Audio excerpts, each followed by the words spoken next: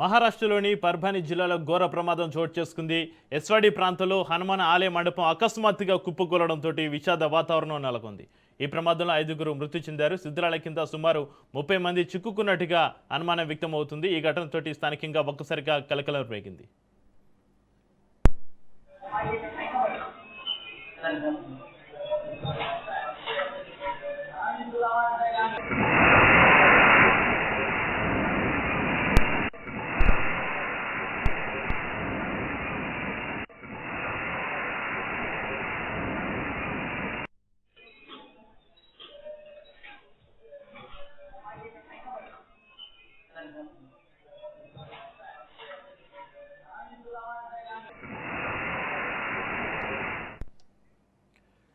సమాచారం అందుకున్న వెంటనే సహాయ బృందాలు ఘటనా స్థలానికి చేరుకుని రెస్క్యూ ఆపరేషన్ ప్రారంభించే శిథిలాలను తొలగించే పనులు కొనసాగుతున్నాయి.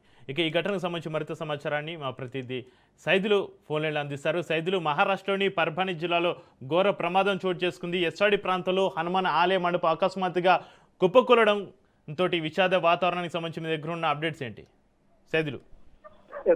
చక్రి, మహారాష్ట్రలోని పర్భాని జిల్లాలో ఘోర ప్రమాదం సంభవించింది. భక్తులు పూజలు చేసుకుంటున్న సమయంలో హనుమాన్ ఆలయ స్లాబ్ ఒక్కసారిగా కుప్పకూలిపోయింది. ఈ దురదృష్టకర ఘటనలో ఇప్పటి వరకు 5గురు ప్రాణాలు కోల్పోగా మరికొంతమంది పరిస్థితి విషమంగా ఉంది. శిథిలాల కింద మరికొందరు ఉన్నట్లు అనుమానాలు వ్యక్తమవుతున్నాయి. ఇప్పటికే సహాయక చర్యలు ప్రారంభించారు. శిథిలాలు పూర్తిగా తొలగించిన తర్వాత శిథిలాల కింద ఎంతమంది చిక్కుకున్నారు అనే వివరాలు అన్ని కూడా మరి కాసేపట్లో మనకి తెలిసే అవకాశం అయితే కనిపిస్తుంది. అయితే ప్రస్తుతం అయితే మాత్రం శిథిలాల కింద చిక్కుకున్న వారు 5గురు అక్కడికక్కడే మృతి చెందినట్టుగా కూడా మనకైతే సమాచారం అందుతుంది. మిగిలిన వారిని స్థానికంగా ఎవరైతే తీవ్ర గాయాలతో బయటపడ్డారో వారందరినీ కూడా స్థానికంగా ఉన్నటువంటి ఆసుపత్రికి తరలించారు. దీనిపైన కేసు నమోదు చేసి దర్యాప్తు చేస్తున్నారు. స్లాబ్ కూలడానికి గల కారణాలు ఏంటనే దానిపైన కూడా అధికారులు మొత్తం యొక్క ఘటనా స్థలాన్ని పరిశీలించిన తర్వాత మనకి వాస్తవాలు బయటకు తెలిసే అవకాశం అయితే కనిపిస్తుంది. సో భక్తులు శనివారం కావడంతో ఉదయమే ఆలయానికి భక్తుల తాకిడి పెరిగిన సమయంలో ఈ ప్రమాదం జరగడం స్థానికంగా తీవ్ర విషాదాన్ని నింపింది. పోలీసుల కథనం ప్రకారం ఒకసారి చూస్తే పర్భాని జిల్లాలోని సేలు తాలూకా పరిధిలో గల రావాల్ఘం గ్రామంలో ఈ పురాతన హనుమాన్ దేవాలయం ఉంది. ఉదయం భక్తులు ఆలయ గర్భగుడి వెలుపల నిలబడి ప్రార్థనలు చేసుకుంటున్న సమయంలో పైన ఉన్న కాంక్రీట్ స్లాబ్ ఒక్కసారిగా కుప్పకూలి వారిపై పడింది.